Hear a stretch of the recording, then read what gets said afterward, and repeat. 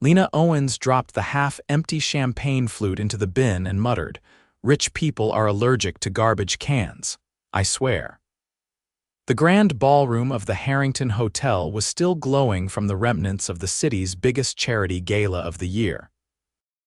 Gold linens, crystal chandeliers, and the faint scent of roses lingered in the air like a memory that didn't know when to leave. Everyone had gone home hours ago, everyone except Lena, in her black uniform, scraping crumbs off tables and wiping lipstick-stained glasses.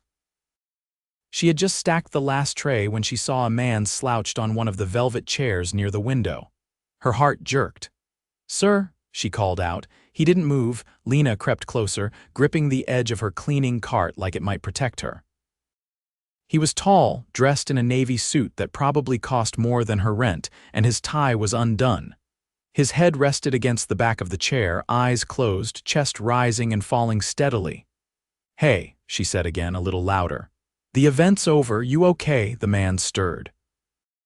His eyes opened slowly, piercing blue, a little dazed but focused. "What time is it?"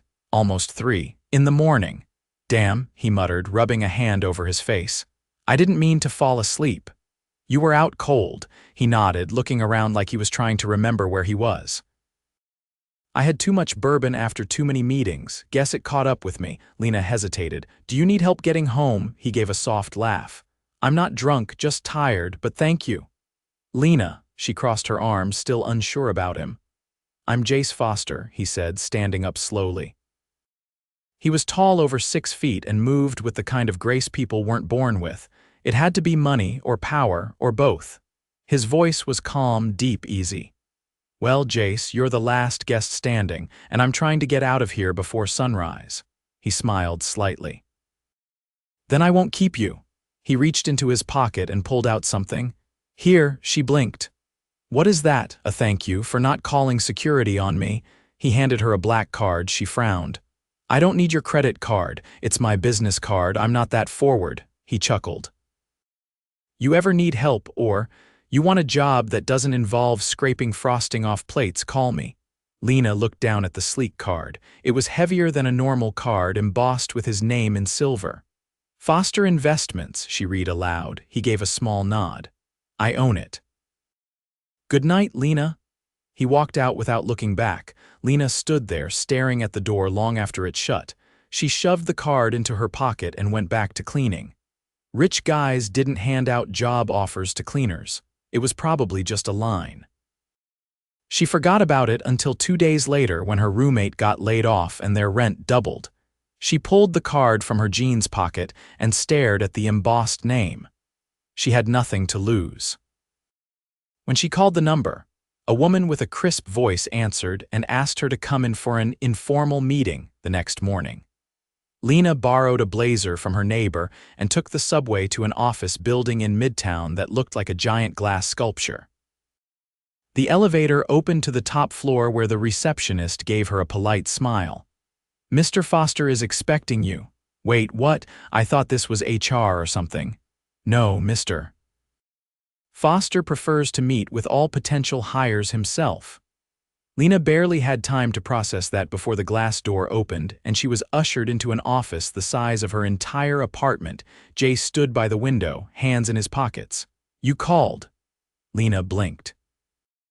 "I didn't expect you to actually remember me." "I remember everything," he said, walking toward her. "You were the only honest person in a room full of masks. That stuck with me." Her throat tightened. "I just cleaned up after you." He tilted his head. "That's not all you did. You spoke to me like a person, not like my bank account. I didn't even know who you were." "Exactly." He gestured to a leather chair. "I need a personal assistant, someone sharp, unfiltered, not afraid to give me hell when I deserve it." "You in?" Lena blinked. "You don't know me." "I know enough. You showed up. That takes guts." "I don't have a degree." "I don't care. I'm not some polished Upper East Side girl. Thank God." She stared at him. "What's the catch?" "No catch, but if you say yes, your life's going to change fast." Lena leaned back. "What's the pay?" He smiled. "Double whatever you're making now, health insurance, travel included." Her heart raced. "You're serious?" "As a heart attack." Lena looked around the sleek office, down at her thrifted blazer, then back at the man offering her more money than she'd ever seen. Okay, his smile widened. Welcome to the chaos. The weeks after that were a whirlwind. Lena found herself in private jets, scheduling meetings with investors, ordering custom suits, canceling last-minute trips to Tokyo, and learning that Jace Foster didn't just run an investment firm, he practically ruled Wall Street. He was impossible, brilliant, demanding, and infuriatingly charming, and he never once treated her like help. Then one night, after a gala in Paris, she stood in her hotel room window, looking at the Eiffel Tower sparkle. There was a knock at her door. She opened it to find Jace holding 2 glasses of wine. "I couldn't sleep," he said. "Thought you might still be up." They sat on the couch, drinking in silence for a minute. "You okay?" he asked. She nodded. "Just, still feels like I don't belong in all this." Jace turned to face her. "You belong more than half the people in that ballroom tonight," she laughed. "You always know what to say." "I don't," he said, voice quiet, "but I know how I feel." She stilled. "How?" He looked at her like he was trying to memorize her face. "I'm starting to fall for you, Lena." Her heart skipped. "You don't even know me." "I know you're the only part of my day that makes sense." She stared at him, stunned. He didn't move closer. He just said softly, "You don't have to say anything. Just don't walk away." Lena's voice was barely above a whisper. "I'm not going anywhere." And for the first time in her life, she meant it.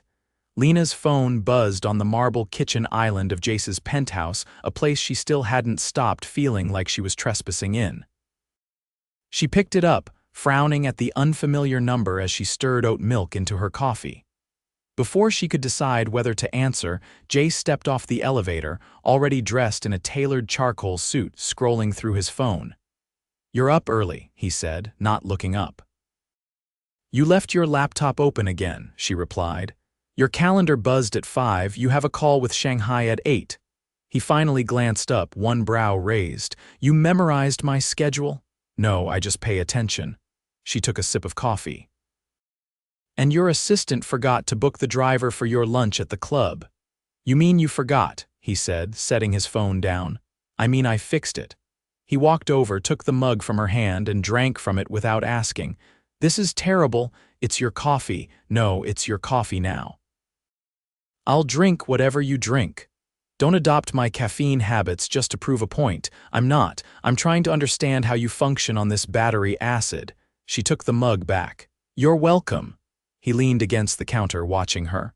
"I've got a meeting with the board this morning." "You're coming?" Lena blinked. "Since when?" "Since I want you there. I'm not a partner, Jace. You're not just anything." "I don't even know what that means." He pushed off the counter. "Then come and find out." "I want your read on the new acquisition pitch. I'm not a finance analyst." "I don't need an analyst. I need your instincts." Lena leaned back against the counter, folding her arms. "You trust me more than your board." "I don't trust them at all," he said, already walking toward his room. "Be ready in 20. The boardroom at Foster Investments wasn't just upscale, it was intimidating. Floor-to-ceiling windows overlooked the entire city, and the long glass table reflected every glint of sunlight. 12 executives sat around it, all suits and sharp edges, murmuring to each other until Jace walked in. Lena followed, dressed in a tailored navy pantsuit she'd borrowed from wardrobe services at the last Paris event. She kept her head high, ignored the glances, and took the seat beside Jace without asking. A man in his 50s cleared his throat. "Mr. Foster, we weren't expecting a guest." "She's not a guest," Jace said smoothly. "She's here because I want her here." The man's gaze slid to Lena. "And what's your role?" "I'm evaluating your pitch," she said evenly. The room went silent. Jace smiled just barely and gestured to the presentation. "Proceed." Lena kept quiet through most of it, jotting down notes, watching how they spoke, what they emphasized. When they finally turned to her, she didn't flinch. "You're pushing a merger with a company that's been bleeding cash for 6 quarters, she said. "You're banking on the name. But the name hasn't meant anything in 5 years unless you plan on a full rebrand and leadership overhaul. You're buying a shell." The room stiffened. Jace didn't blink. You disagree? She asked the man at the end of the table, his jaw tightened.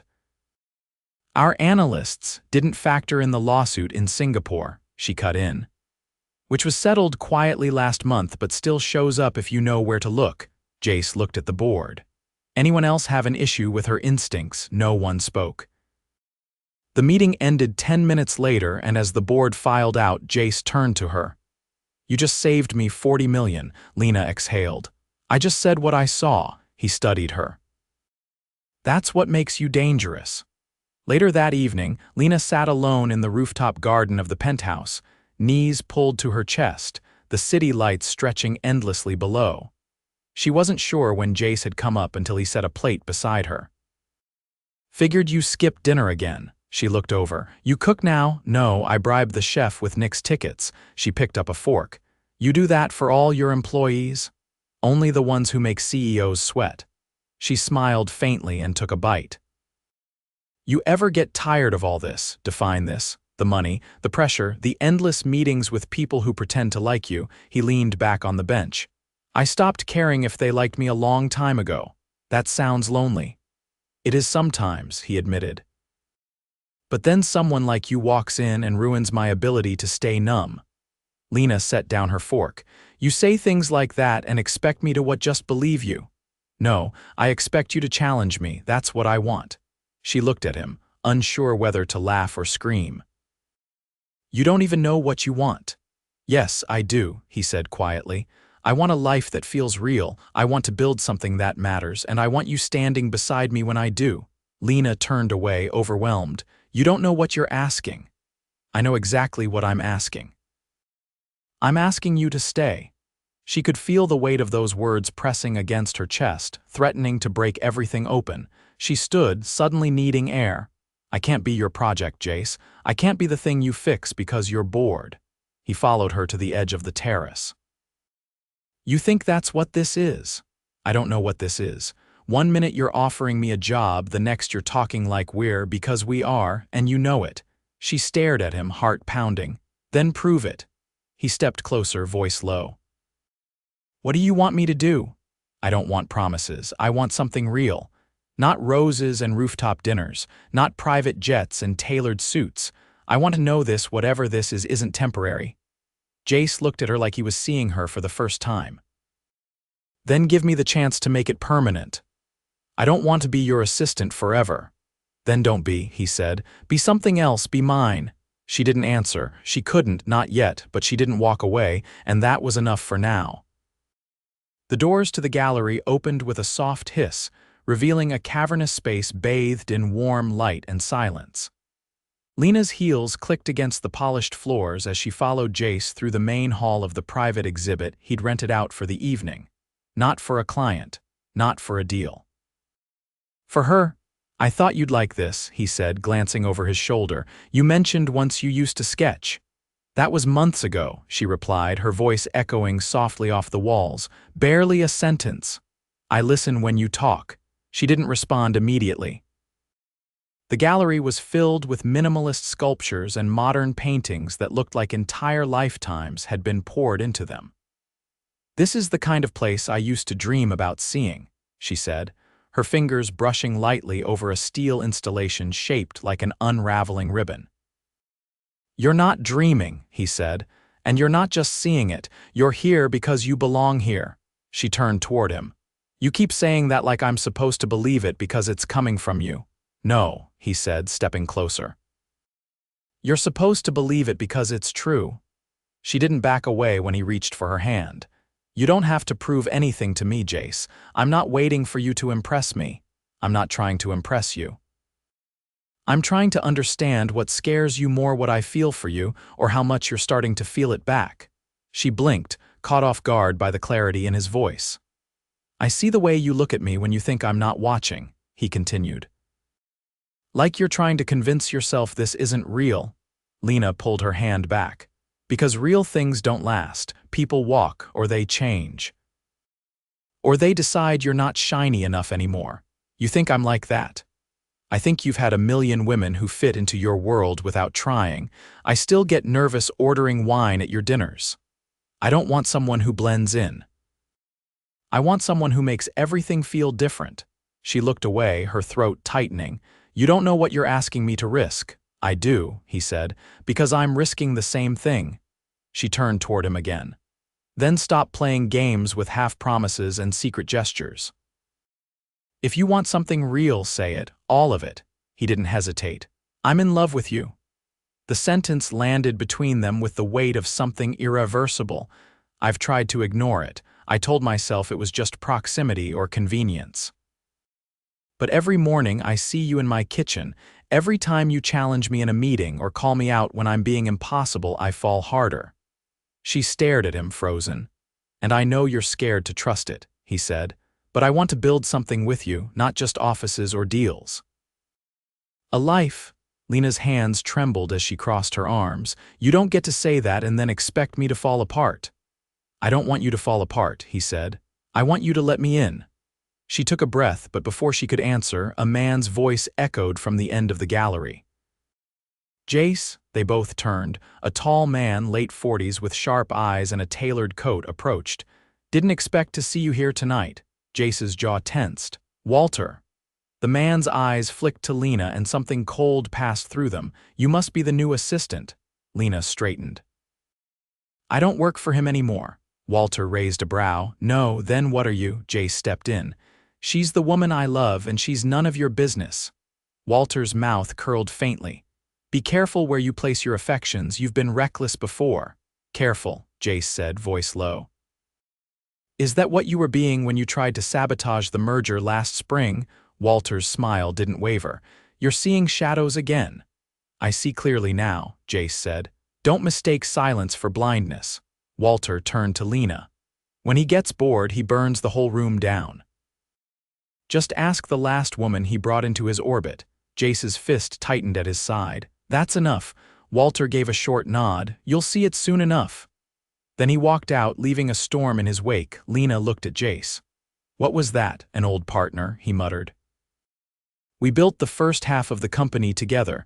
Then he tried to sell out behind my back. Why would he say something like that? Because he's bitter. And because he knows how to hit where it hurts. She crossed her arms. Was there someone before me? His eyes darkened. There was someone. Years ago, I thought I loved her, but she only stayed as long as the spotlight did. Lena's voice was tight. And what if I'm just another version of her? You're not. You were in love before and you were wrong. How do you know you're not wrong now? Because when I was with her, I always felt like I was performing. With you, I feel like I can finally stop. She didn't answer. He stepped closer. I know you're scared, so am I. But I'm not going to let fear dictate what we could have. She looked up at him, eyes glassy but dry. Then don't just say you want me. Show me you're not going to leave when it gets complicated. His hand found hers again, firmer this time. I'm not leaving, not today. Not ever. The silence between them thickened, not with doubt, but with something heavier, hope. Later that night, after Lena left the gallery alone to clear her head, she returned to the penthouse to find a small box on the kitchen counter. Inside was a sketchbook. The cover was soft leather, and etched on the first page in Jace's handwriting were 6 words, for the life you're building now. She pressed her hand over her mouth, then slowly sat down at the counter, flipped the page and picked up a pencil. Rain streaked against the glass walls of Jace's conference room, softening the skyline beyond into a watercolor blur. Lena sat across from him, sleeves rolled to her elbows, ink staining the edge of her hand as she closed the sketchbook he'd given her. She hadn't noticed how dark it had gotten. You didn't have to wait, she said, pushing her chair back. I wasn't waiting, Jace replied. I just didn't want to leave. She hesitated, watching him. The last few weeks had been a blur of meetings, late nights, and carefully avoided conversations.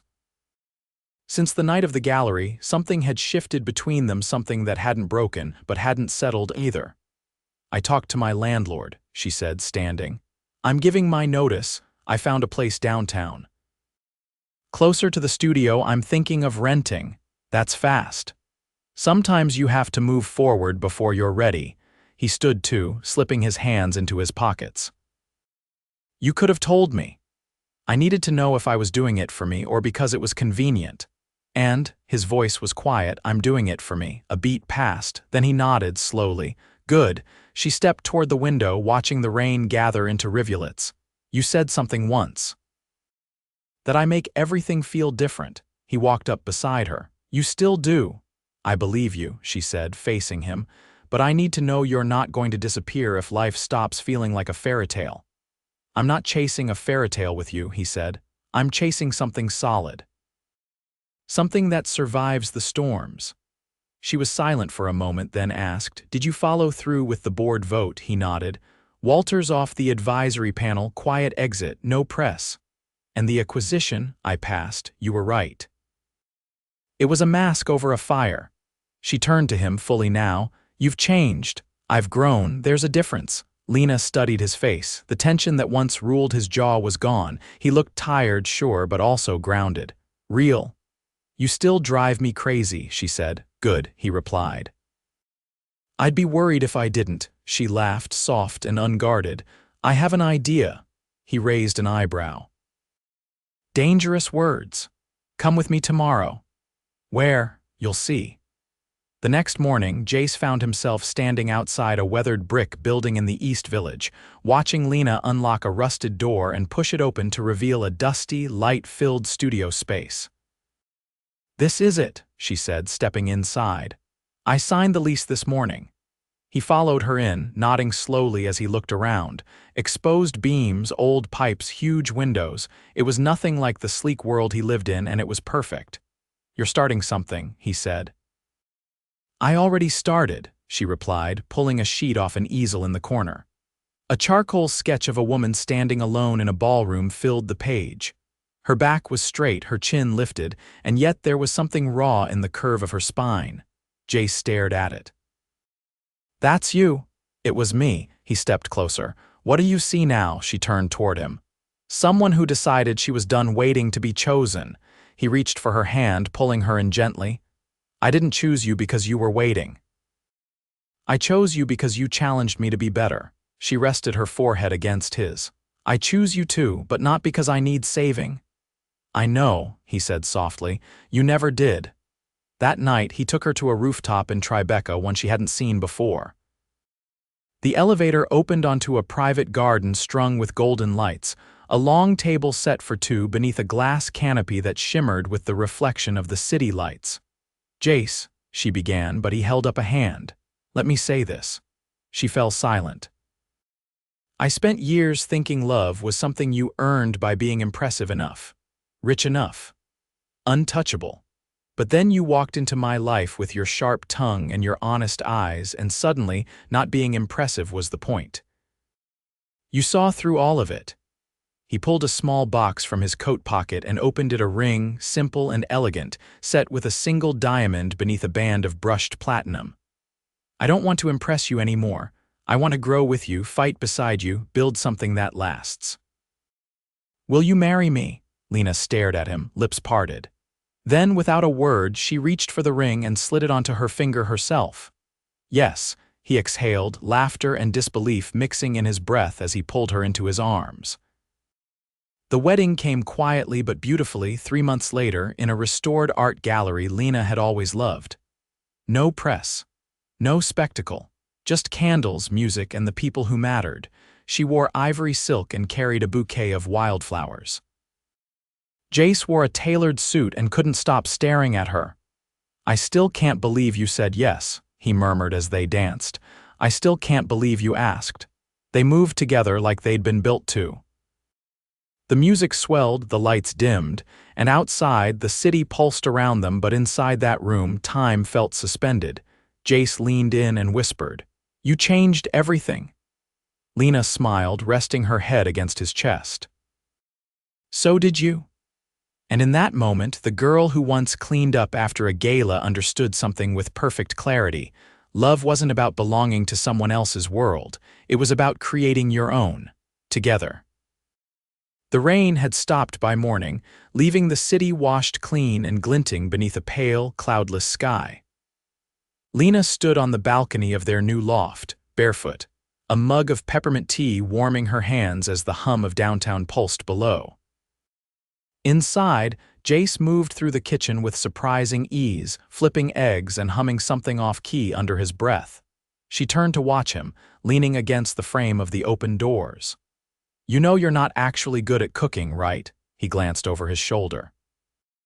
"You're still standing there, so I must be doing something right. You're lucky I'm hungry." He plated the food and set it on the small table they'd pushed up against the window. "That's love, isn't it? Willing to risk food poisoning for each other." She laughed as she sat, tucking her legs beneath her. "You're lucky I signed the marriage license. I could still run." "Too late." He poured her orange juice, then added, "I had your name engraved on the mailbox this morning." "You didn't." "I did. Took me 20 minutes to decide if I should order the plaque in silver or black. Went with silver, matches your stubbornness." She nudged his foot under the table. "You're annoying." "And yet," he said, raising his glass, "you're still here." They clinked glasses, and she caught the subtle glance he gave her left hand where her ring caught the morning light. It had never felt heavy, not once. It just felt right. After breakfast, they walked to the studio together. The city was alive in a way Lena didn't remember noticing before, people rushing past with purpose, but no longer invisible to her. She wasn't an outsider anymore. She'd made a place here, with hands that had once only known how to clean up after other people's lives. The studio still smelled faintly of plaster and turpentine. Lena flicked on the lights and glanced at the wall, where a new canvas waited. The last few weeks had been consumed by the wedding, the move, and everything in between. But now the space was hers again. Quiet, waiting, Jace leaned against the doorframe, arms crossed. "You're going to lose yourself in that thing for hours, aren't you? That's the plan." He stepped inside and set a small envelope on her workbench. "Before you do, open that." She looked at him warily. "You're not secretly trying to buy me another building, are you? Just open it." Inside was a folded letter, handwritten, and a brochure for an artist residency program in Florence. Her eyes widened as she read. The program was 3 months long, fully funded, with studio space overlooking the Arno River. "I submitted your portfolio last month," he said quietly. "They accepted you." She stared at the letter. "You didn't tell me. I wanted you to decide without pressure." "If you want it, it's yours." Her throat tightened. "You just let me go." "I'd never hold you back," he said. "But if you go, I'm coming with you." She blinked. "You'd leave your company." "Already put Peter in charge for the quarter. He's competent and I trust him. Besides, I can work remotely. The world doesn't stop turning if I'm not in that office." She walked over and wrapped her arms around him. "You planned all of this." "I just listened," he said into her hair. "You talked about Italy once. When you thought I wasn't paying attention. I didn't even think I meant it." "You meant it," he said. "You just didn't believe it was possible." She leaned back to look at him. "And now we make everything possible." They left for Florence 2 weeks later.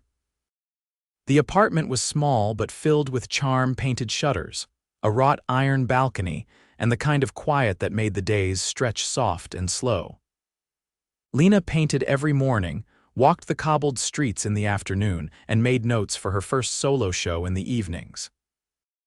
Jace worked from the terrace, espresso in hand, his laptop open but often forgotten. They discovered routines they hadn't expected. A bakery Lena insisted on visiting every Thursday, a bookshop Jace claimed had the best selection of vintage finance texts, though he mostly bought her watercolors from the back room. One Sunday they drove out to the countryside, where the vineyards rolled like waves and the air smelled of lavender and earth. As the sun dipped low, Lena sat on a stone wall, sketching a cluster of cypress trees while Jace paced nearby on a call. When he finally hung up, she looked over.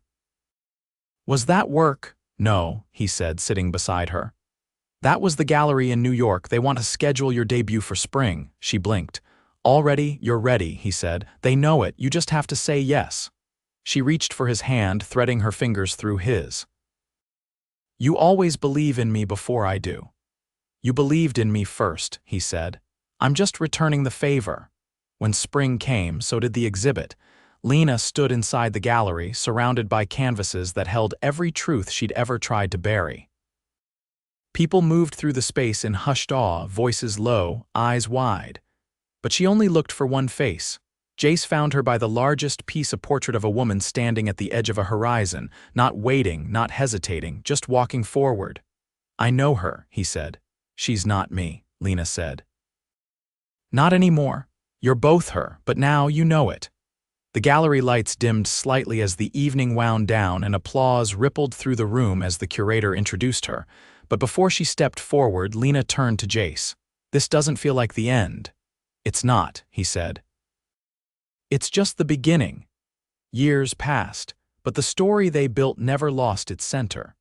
Not through the opening of Lena's second studio in Paris, not through the international expansion of Foster Investments, not through the chaos of renovating an old farmhouse they bought outside Florence. They fought, they laughed, they grew. But they never left. One summer evening, with the windows open and the scent of jasmine in the air, Lena sat barefoot on the porch, sketching their daughter, who was chasing fireflies across the lawn. Jace came out, 2 glasses of wine in hand, and settled beside her. "Still the best decision I ever made," he said. She didn't look up. "Hiring me? No," he said, watching their daughter giggle as she cupped her hands around glowing light. "Falling in love with you." Lena leaned her head on his shoulder, her pencil still moving. "You're lucky I stayed." "No," he said, kissing the top of her head. "I'm lucky you chose me." Every day. And in the quiet warmth of that moment, with fireflies dancing and the past behind them, they knew they'd found exactly what they were always searching for: home. Together. Forever.